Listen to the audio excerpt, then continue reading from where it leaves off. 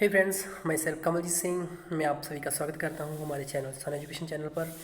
और आज की जो हमारी वीडियो रहेगी वो रहेगी रिगार्डिंग न्यूलिथिक एज। आज हम जो वेरियस फैक्ट्स हैं न्यूलिथिक एज से संबंधित उनको हम डिस्कस करेंगे। आप सभी से रिक्वेस्ट है कि प्लीज़ हमारे इस चैनल पर अगर आप न्यू विजिटर हैं, फर्स्ट विजिटर हैं, देन प्लीज़ हमारे चैनल को सब्सक्राइब करें और जो बेल आइकन है उसको दबा दें ताकि इन फ्यूचर आपको हमारी वीडियोस की नोटिफिकेशन मिल जाएं।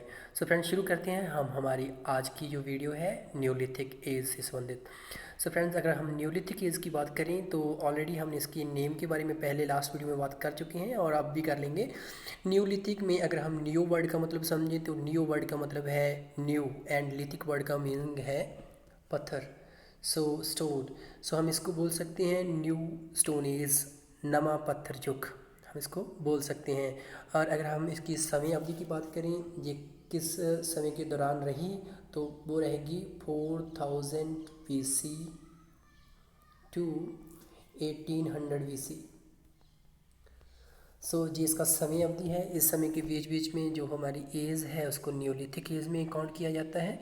तो अब हम इसके जो अदर फैक्ट्स हैं, जो फीचर्स हैं, जो इम्पोर्टेंट हैं, हम उसको डिस्कस करेंगे। फर्स्ट फीचर फ्रेंड्स इसका है use of polished stone age. Sorry friends, जी एज नहीं पढ़ना आपने, इसको टूल्स पढ़ना, टूल्स। तो ये वाली जो एज थी इसमें जो टूल्स यूज़ किया करता था मनुष्य, पहले वो यूज़ किया करता था, जो हमारा ह्यूमन था, ऐसे टूल्स यूज़ किया करता था जो बिल्कुल रफ़ हुआ करते थे। और इस एज में उसने ऐसे टूल्स यूज़ करना शुरू किया जो कि पॉलिश्ड हुआ करते थे, जिन पर वो उनको अच्छे से तराशने लगा, उनको पॉलिश करने लगा, ऐसे टूल उनको थोड़ा संवारने लगा, तो ऐसे टूल्स वो यूज़ करने लगा। इस एज का ये फीचर है। और सेकंड पॉइंट अगर हम बात करें, डॉग्स पर worried with their masters. So friends, जो हमारे आर्कोलॉजिस्ट हैं उनको कुछ प्रूफ्स मिले हैं जो ये बात प्रूव करते हैं कि उस समय जो मास्टर्स थे उनके साथ ही उनके जो डॉग्स, उनके जो डोमेस्टिकेटेड डॉग्स हुआ करते थे, पालतू जानवर लाइक डॉग वगैरह हुआ करते थे, उनको उनके साथ ही वरी किया जाता था, उनको उनके साथ ही दफनाया जाता था। ये एक साइट है जम्मू एंड कश्मीर में, वो बुरज़ा होम। तो वहाँ पर ऐसे कुछ हमें अवशेष मिले हैं, ऐसे कुछ प्रूफ्स मिले हैं, तो हम उसको आगे डिस्कस करेंगे इन द वीडियो। तो आगे थर्ड पॉइंट की अगर हम बात करें, earliest farming evidence found at Mehrgarh Balochistan. So friends, इस समय जो सबसे हम बोलेंगे ओल्डेस्ट जो साइट है, जहाँ पर हम बोल सकते हैं कि सबसे पहले जो एग्रीकल्चर थी, खेती बाड़ी थी, वो शुरू की गई, तो वो कहाँ पर है? तो वो फ्रेंड्स आप याद रखिएगा, बहुत बहुत इंपॉर्टेंट है, बहुत बार एग्जाम में पूछी गई है, मेहरगढ़ बलूचिस्तान। ये वाली साइट मेहरगढ़ ये साइट का नेम है जो कि बलूचिस्तान में है। आप सभी को पता होगा कि ये पाकिस्तान में है बलूचिस्तान। तो उस ये वाली साइट सबसे ओल्डेस्ट जो फार्मिंग से संबंधित साइट है।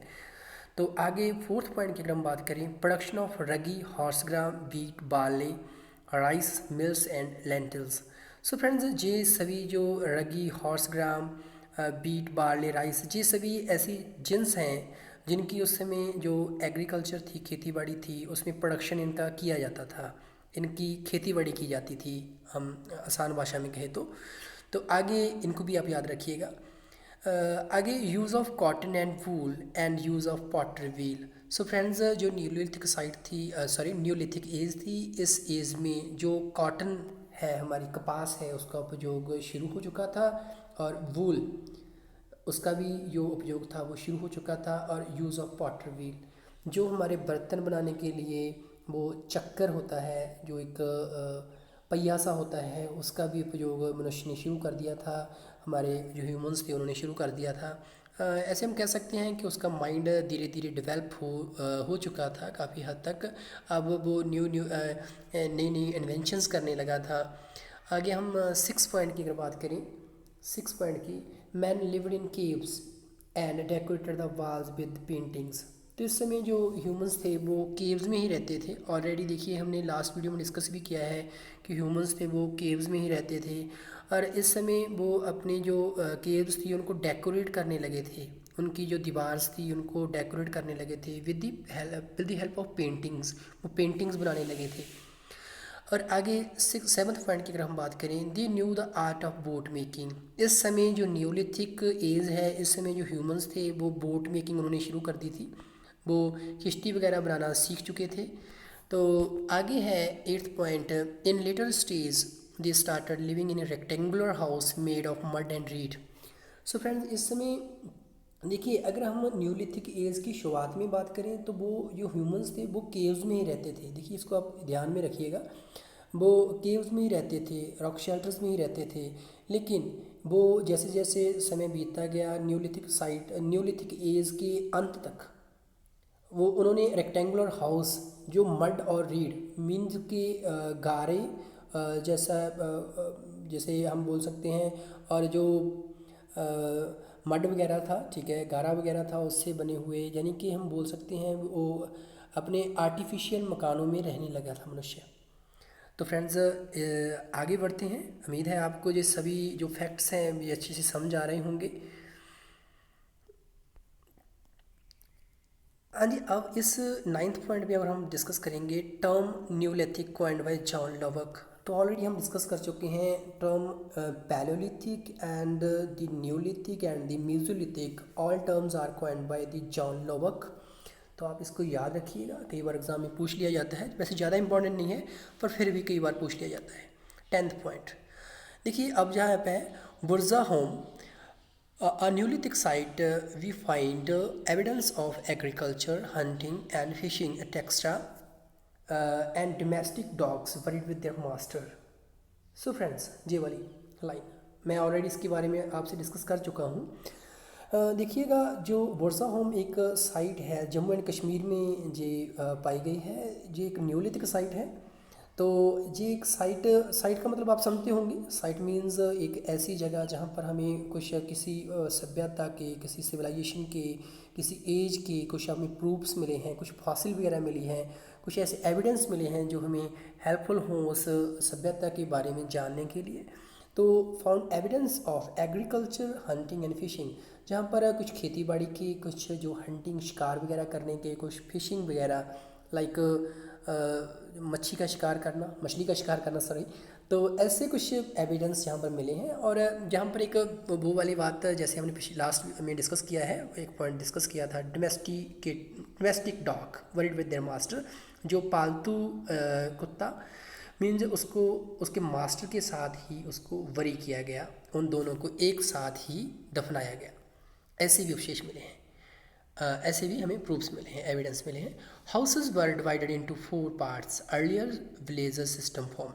बिल्कुल फ्रेंड्स, इसको आप याद रखिएगा, जहाँ पर जो अर्लियर ब्लेज सिस्टम, सबसे पहला जो हमारा सामाजिक जीवन में जो हमारा जो हम बोलेंगे गांव की व्यवस्था, जो सबसे पहले गांव की व्यवस्था जैसी हमारी आज है, आज तो डेवलप हो चुकी है, उस समय जो सबसे पहले इसकी नींव, गांव की व्यवस्था की नींव इस समय रखी गई न्यूलिथिक एज में।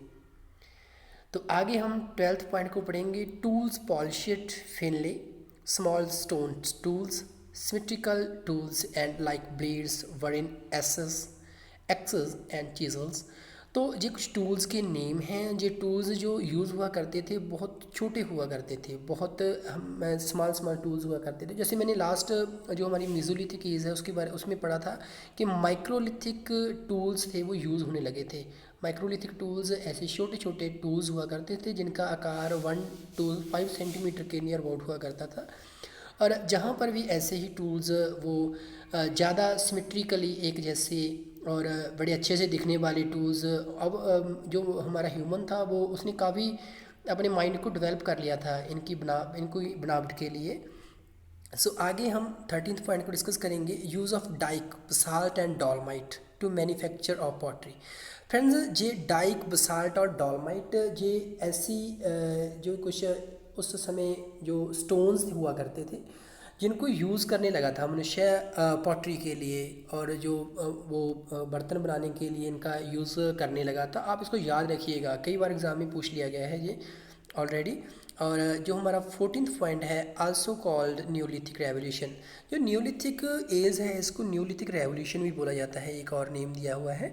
और 15th पॉइंट में use of spinning wheel, use of pottery, cotton and woven. Already हम कॉटन और वोवन के बारे में तो बात कर चुके हैं और यूज़ ऑफ पॉटरी के बारे में भी बात कर चुके हैं और स्पिनिंग व्हील्स। देखिए फ्रेंड्स, इस समय जो मनुष्य था, जो हमारा ह्यूमंस थे, वो स्पिनिंग व्हील का उपयोग करने लगे थे। जो वो हमारी कपास को एक और आकार में ढालने के लिए, जो हमारा जैसे चरखे की तरह ऐसा वो उपयोग करने लगे थे। तो उसका वो बुनाई, जहाँ उसको उसकी कताई बोल सकते हैं हम ना, तो ऐसा वो उन्होंने जो इन्वेंशन थी वो कर ली थी इस समय में। सो आगे बढ़ते हैं।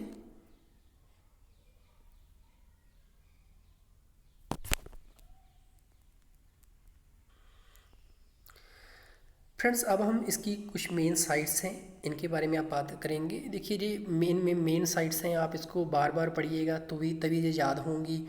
आप कुछ इसमें थोड़ी मेहनत लगती है, थोड़ा हार्ड वर्क करना पड़ता है। अगर आप में देखिए, ये सभी साइट्स हैं जो न्यूलिथिक जो हमारी एज है उससे संबंध रखती हैं। फर्स्ट ऑफ ऑल जो साइट है, मैं इनको बुरज़ाहम ये जम्मू एंड कश्मीर में है, मेहरगढ़ ये बलूचिस्तान पाकिस्तान में है फ्रेंड्स, और जो हमारी है गुप्तकरण जी जम्मू एंड कश्मीर में है, हेडिंग डोजल जी असम में है, इलाहाबाद कुलदीवा जी यूपी में है, चिरांद जी बिहार में है, गारो जी मेघालय में है, उतनूर जी नागालैंड में है फ्रेंड्स, रेनीगुंता जी आंध्र प्रदेश में है, हीरपुर आकाश बलसन्ना ये तीनों गुजरात में है, ब्रह्मगिरी संगना कल्लू, चंद्रावली, हलूर, मास्की, टिक्कलकोटा ये सभी कर्नाटका में है, पेम्पली ये तमिलनाडु में है। देखिए, मैंने इनको एक जगह पर इकट्ठे करके जो एक ही राज्य से संबंधित हैं उनको एक जगह पर एकत्र किया हुआ है। आप इसको बार बार पढ़िएगा और इसमें से कुछ साइट्स तो बहुत ज़्यादा इंपॉर्टेंट हैं, जैसे कि बुरज़ाहम, मेहरगढ़, ये तो काफ़ी ज़्यादा इंपॉर्टेंट है फ्रेंड्स। इनको तो आप ज़रूर बार बार पढ़ के इनको याद करें। सो अब फ्रेंड्स, हम बात करेंगे जो हमारी नेक्स्ट है कैलकोलिथिक एज। कैलकोलिथिक एज की अगर हम बात करें, देखिए फ्रेंड्स, अगर कैलकोलिथिक एज की बात करें तो इसके फर्स्ट ऑफ ऑल तो इसके नेम की बात करते हैं। Chalco friends means copper and lithic means वही वाला स्टोन ऑलरेडी। तो कॉपर प्लस स्टोन एज, इसको हम कॉपर स्टोन एज भी बोल सकते हैं। और इसका जो हमें समय अवधि की अगर हम बात करें तो ये होती है 1800 BC to 1000 BC। So friends, इसकी समय अवधि है 1800 BC टू 1000 BC।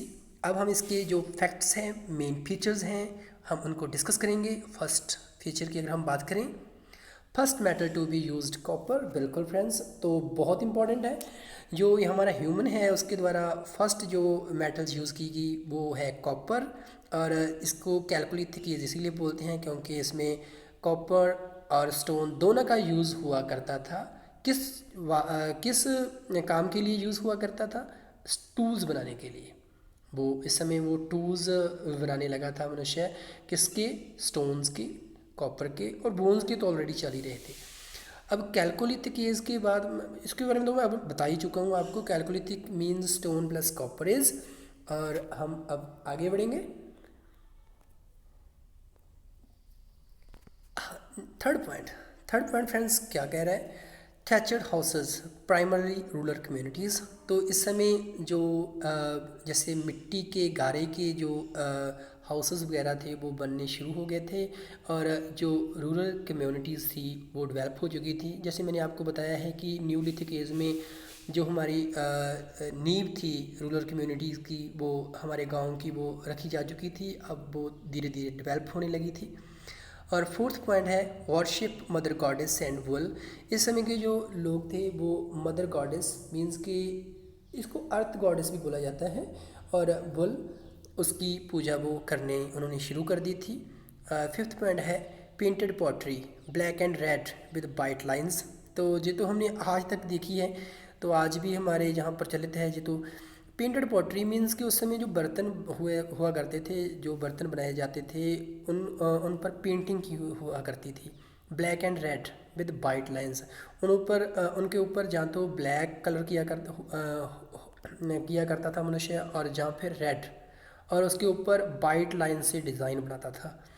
तो उसके बाद 6 पॉइंट है smelting of metals, making of beads, terracotta figures and bangles. So friends, इस समय जो मनुष्य था वो उसने काफ़ी डेवलपमेंट कर ली थी। वो स्मेल्टिंग ऑफ मेटल्स उसने सीख लिया था। मींस कि काफ़ी सारी जो मेटल्स थी उनको स्मेल्ट करके दो मेटल्स को मिला के तीसरी मेटल का निर्माण करना, या मेटल को स्मेल्ट करके उससे कुछ कुछ नया, कुछ याद करना, कुछ नया बनाना उससे। और मेकिंग ऑफ बीड्स, जैसे कि कुछ जैसे कुछ मनके वगैरह उसका निर्माण करना। और टेराकोटा फिगर्स, ऐसे छोटे छोटे खिलौने टाइप, जैसे बच्चों के खिलौने होते हैं, ऐसी कुछ उन्होंने फिगर्स का निर्माण करना शुरू कर दिया। और बैंगल्स, चूड़ियाँ वगैरह का निर्माण उसने शुरू कर दिया। तो काफ़ी इस समय जो मनुष्य था वो काफ़ी डेवलप हो चुका था। वो नई नई चीज़ें ट्राई कर रहा था, नई नई उसने इन्वेंशंस वो कर रहा था इस समय। और अब हम 7th पॉइंट की बात करेंगे। 7th पॉइंट फ्रेंड्स, जैसे कि 7th पॉइंट क्या कह रहे हैं हमें, no use of bricks, first place system. तो इस समय वो जो ह्यूमंस थे वो ब्रिक्स का यूज़ अभी नहीं किया करते थे। ब्रिक्स के बारे में उन्होंने अभी नहीं जाना था, लेकिन फर्स्ट जो ब्लेस सिस्टम था वो ऑलरेडी डेवलप हो चुका था। और 3rd पॉइंट है फिश एंड मीट ईटिंग। तो इस समय जो ह्यूमन था वो फ़िश और मीट ईटिंग के बारे में ऑलरेडी जान चुका था। फ़िश को देखिए, वो तो हमने जान ही चुके हैं। न्यूलिथिक एज में वो फिशिंग करने लगा था, सॉरी, फिशिंग हंटिंग नहीं बोलेंगे। उसका 9th creep and rabi crops. Creep and rabi crops, इस समय वो जो मनुष्य था वो ह्यूमंस था वो क्या करने लगा था, जो एग्रीकल्चर के वेरियस सीजन्स हैं, जैसे क्रीप सीज़न हो गया, रबी सीज़न हो गया, इसके बारे में उसको नॉलेज आ गई थी। अब वो क्रीप के समय अलग जो क्रॉप्स थी उनका उत्पादन किया करता था, और रबी के समय मेनली हम कह सकते हैं कि उसको जो एग्रीकल्चर के सीजन्स हैं उनके बारे में उनको नॉलेज आ चुकी थी। एंड 10th पॉइंट है Gaspar and agate stone was used. तो इस समय वो गैस्पर और एगेट, ये स्टोन्स हुआ करते थे, इनका उसने यूज़ शुरू कर दिया था। ये इंपॉर्टेंट है फ्रेंड्स, 1-2 बार एग्जाम में पूछा गया है ये वाला question. 11th believed life after the burials. तो इस समय जो मनुष्य था वो ऐसा उसका विश्वास था कि जब हमें दफनाया जाता है, मौत के बाद दफनाया जाता है, तो उसके बाद भी हमारी कोई लाइफ हुआ करती है। तो इसके जो कुछ हमारे आर्कोलॉजिस्ट हैं उनको अवशेष मिले हैं, ऐसे कुछ उनको एविडेंस मिले हैं। एविडेंस लाइक उनको कैसे एविडेंस मिले होंगे, जैसे उनको कुछ बरियल बॉडीज़ मिली होंगी, बॉडीज़ मिली होंगी। उन बरीड बॉडीज़ के साथ कुछ खाने पीने का सामान रखा हुआ होगा, और कुछ ऐसी लिविंग थिंग्स उस ह्यूमन की जिसको बरी किया गया है वो साथ रखी होंगी। तो इट मीन्स वो लोग इस चीज़ पर विश्वास करते थे कि लाइफ बरियल्स के बाद भी लाइफ हुआ करती है। तो इस चीज़ पर हो सकता है मे भी वो विश्वास रखते हों। तो आगे बढ़ेंगे फ्रेंड्स। अगर हम बात करें अब 12th पॉइंट में, तो जहाँ पर एक इम्पॉर्टेंट पॉइंट आता है, megalithics was a feature use of bigger stone to make large monuments over the buried bodies, and the impressive structure was made with collective force. So friends देखिए, जैसे हम पहले पढ़ के आए हैं माइक्रोलिथिक जैसे कि मीज़ोलिथिक जो हमारी एज है उसकी एक फ़ीचर थी, इसी तरह जो हमारी न्यूलिथिक एज है इसमें एक फ़ीचर थी मेगालिथिक्स। मेगा मीन्स बड़ा, लिथिक्स मीन्स पत्थर, तो इट मीन्स बड़ा सा पत्थर। तो बड़ा सा पत्थर, देखिए इस समय क्या होता था, जो बॉडीज़ बरी की जाती थी, नीचे दबाई जाती थी, जो हमारी धरती में नीचे दबाई जाती थी, उनके ऊपर बड़े बड़े पत्थर रख दिए जाया करते थे। जैसे कि कोई ऐसा जो मेन पर्सन, जहाँ जिसको हम बोल सकते हैं कि उस समय का वीआईपी पर्सन, जिसकी काफ़ी इंपॉर्टेंस हो उस समय सोसाइटी में, तो अगर उसकी मौत हो जाया करती थी तो उसको बरीड करके उस पर काफ़ी सारे बड़े बड़े पत्थर जो वो रख दिए जाया करते थे, और ऐसे पत्थर रख रख के एक बड़ा सा मोनूमेंट्स बनाया जाता था। तो देखिएगा आप, ये वाली चीज़ तो वर्ल्ड वाइड थी, ऑल ओवर द वर्ल्ड थी। इसके जो एविडेंस हैं वो ऑल ओवर द वर्ल्ड मिले हैं, ऐसे नहीं है कि इंडिया में ही मिले हैं। मेगालिथिक्स जो था वो उस समय का एक ऐसा ही फीचर था किस एज का, न्यूलिथिक एज का। इस समय हो सकता है देखिए इतने बड़े बड़े पत्थर उस समय, तो ऐसा नहीं है कि कोई मशीन वगैरह का उपयोग होता होगा। उस समय तो कलेक्टिव फोर्स ह्यूमंस की ही यूज़ हुई होगी उस समय। तो नेक्स्ट है 13th पॉइंट को अब हम बात करेंगे। 13th पॉइंट में अगर हम बात करें तो Mehrgarh was a first witness of transition from neolithic to chalcolithic. तो मेहरगढ़ हम ऑलरेडी डिस्कस कर चुके हैं। मेहरगढ़ एक ऐसी साइट थी जहाँ पर सबसे पहले हमें जो एग्रीकल्चर के एविडेंस हैं वो मिले हैं। और ये एक ऐसी साइट है जो न्यूलिथिक एज से कैलकोलिथिक एज तक का जो ट्रांजिशन पीरियड है उसकी ये गवाही देती है, उसकी जो ये प्रूफ हमें प्रोवाइड करवाती है। अब फ्रेंड्स हम कुछ मेन साइट्स की बात करेंगे जो हमारी न्यूलिथिक एज से संबंधित हैं।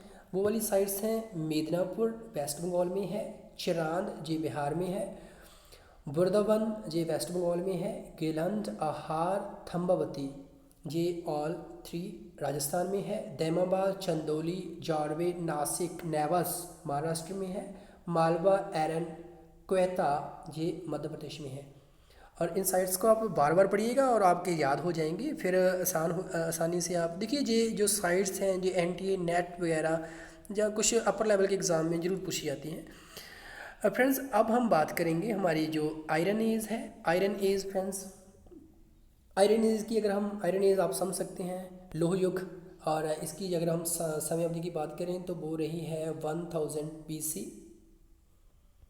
To 600 BC।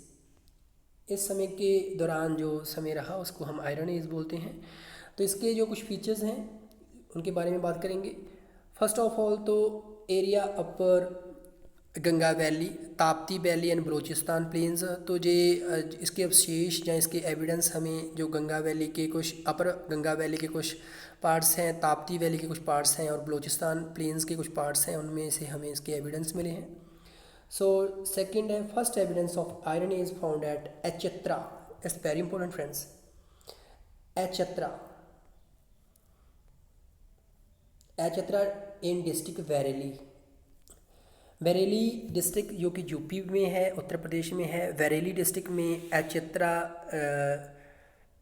नाम की एक साइट है जहाँ पर जो आयरन एज के एविडेंस सबसे पहले मिले हैं।